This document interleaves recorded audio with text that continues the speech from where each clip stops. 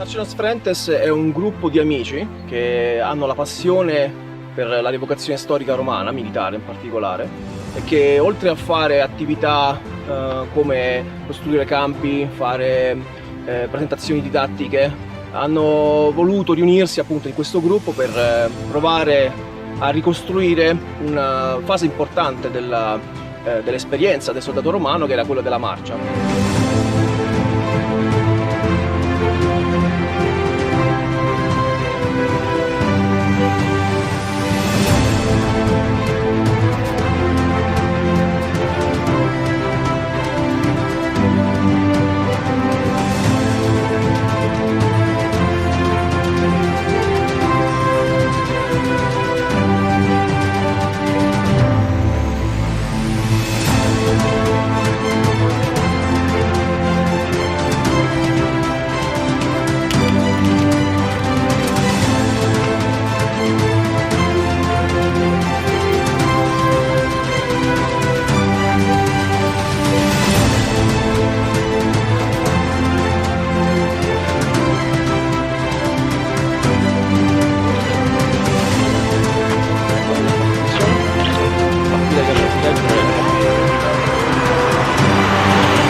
Siamo quasi pronti.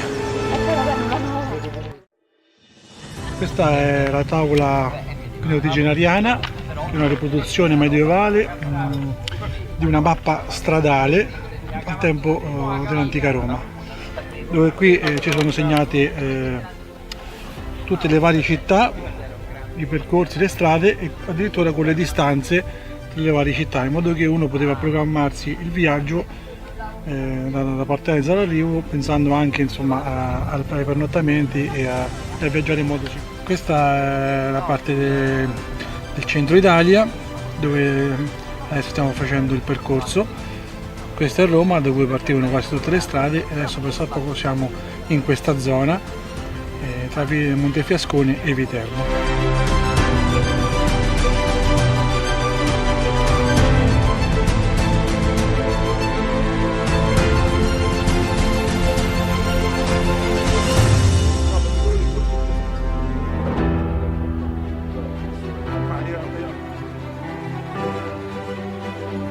La nostra intenzione è quella di ripercorrere appunto le strade consolari romane che erano state appunto percorse dai soldati romani durante tutta la storia dell'impero, e quindi oggi siamo sulla Cassia, faremo un tratto di Cassia antica, siamo già stati sulla Flaminia, in particolare nei tratti in Umbria, abbiamo già fatto i percorsi dell'Appia, specialmente quelli che sono intorno a Roma, che sono quelli meglio conservati, e quindi diciamo la nostra idea sarebbe quella di ripercorrere, il nostro progetto a lungo termine è quello di ripercorrere una delle strade consolari romane, l'Appia, la Flaminia, quello che decideremo insomma, in modo da far ripassare nuovamente i soldati romani di nuovo sulle strade che hanno percorso millenni fa.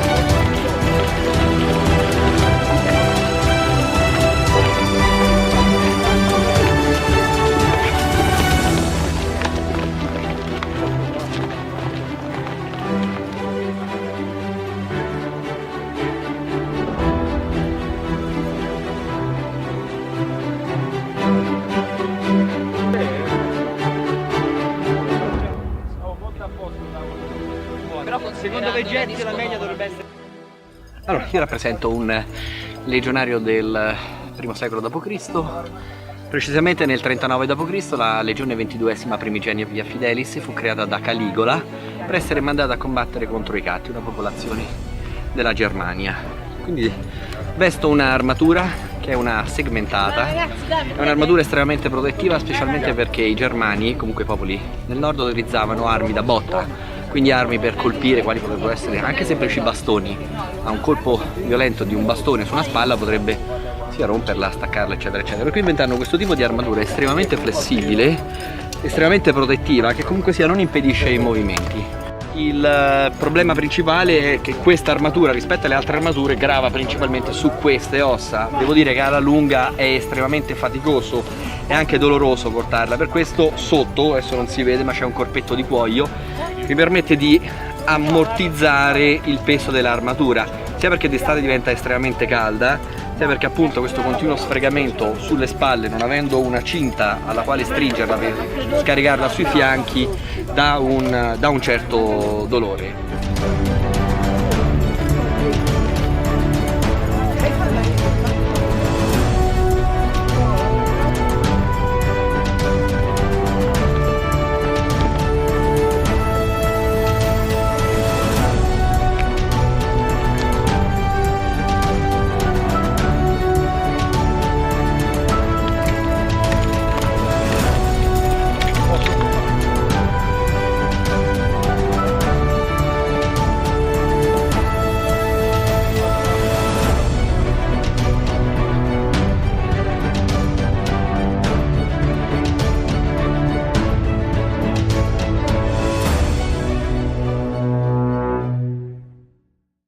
Ciao a tutti, sono Ulpius Fabricius Albinus, un miles dei Cornuti Seniores, appartengo all'associazione Custodis Urbis.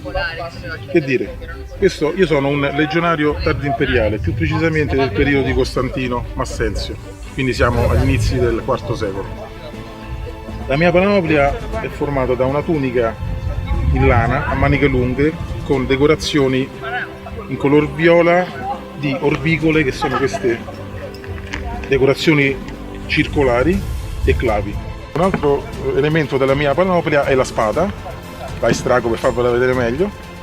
Questa è una spada modello Feltwell, nella località in cui è stata ritrovata. Vedete la lunghezza della lama che va dagli 85 ai 90 cm con una impugnatura in legno. Questo è il fodero con un aggancio di questa maniera ad arco. Il mio scutum è uno scutum di foggia rotonda con il simbolo dei Cornuti Signore. Sono Tertius Fabius Ferratus. La mia armatura è quella di un legionario del inizi terzo secolo. Ho una lorica amata, che è una lorica fatta ad anelli di ferro. E poi ho un cingulum come tutti i legionari, 2 sarcinule attaccate, uno per gli effetti personali e uno per un'alimentazione frugale durante la marcia, un gladio, questo gladio, un pugio, poi ho indosso un portafortuna, che è questo qui con un simbolo fallico, è un'aquila che lo sormonta. Questo qui è il mio signum, dove c'è appunto il mio nome e l'appartenenza della legione. Allora, questa qui è una frombola delle Baleari, si distingue da quella romana perché ha la saccoccia dove viene messa la pietra o comunque sia la ghianda missile, è separata in due con 2 trecce, mentre invece quella romana è più tipica, ha una saccoccia di cuoio. E di solito erano gli specialisti, che erano appunto gli ausiliari delle Baleari, adoperavano questo tipo di frombola in 3 diverse misure, una a corto raggio, una a medio raggio e una a lungo raggio. Questo qui è quella da lungo raggio, ha un anello che viene messo a un dito delle mani, o il medio o l'anulare, poi viene caricata la saccoccia per poi fare un movimento sopra la testa in questo modo e poi sganciare in avanti in questo modo. La gittata sembra che sia addirittura intorno ai 300-400 metri, frombolieri più capaci. Questo tipo di arma era chiaramente utilizzata da degli specialisti, abbiamo detto ad esempio quelli delle Baleari, però ogni bravo legionario era in grado di adoperare una frombola e spesso se lo portava dietro, perché comunque sia era un'arma piuttosto micidiale nelle lunghe distanze e non era impegnativa da portare quanto un arco.